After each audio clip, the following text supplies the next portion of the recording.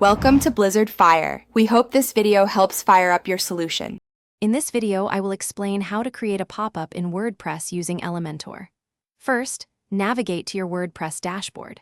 From there, find the Templates section and select Pop-ups. You will then click Add New to start building your custom pop-up.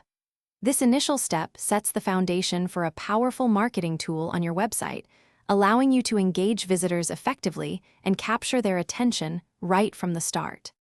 Now, let's dive into designing your pop-up's content. Elementor's intuitive drag-and-drop interface makes this process straightforward. You can easily add various elements such as compelling text, engaging images, clear call-to-action buttons, and essential contact forms. Remember to customize the styling, colors, and typography to perfectly align with your website's branding. A well-designed pop-up can significantly enhance user experience and drive desired actions from your visitors.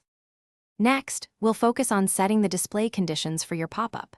This is crucial for targeting the right audience at the right time. You can specify exactly which pages or posts your pop-up will appear on. Furthermore, configure triggers such as displaying after a certain scroll percentage, upon page load, or even after a user clicks a specific element. Advanced rules allow for even greater control, ensuring your pop-up is seen by the most relevant visitors. Finally, it's time to publish your Elementor pop-up and begin optimizing its performance.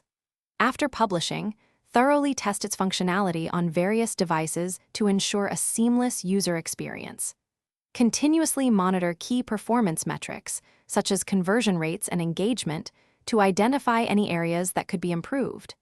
By refining your content, design, and display conditions, you can significantly enhance your pop-up's effectiveness and achieve your marketing objectives with greater success.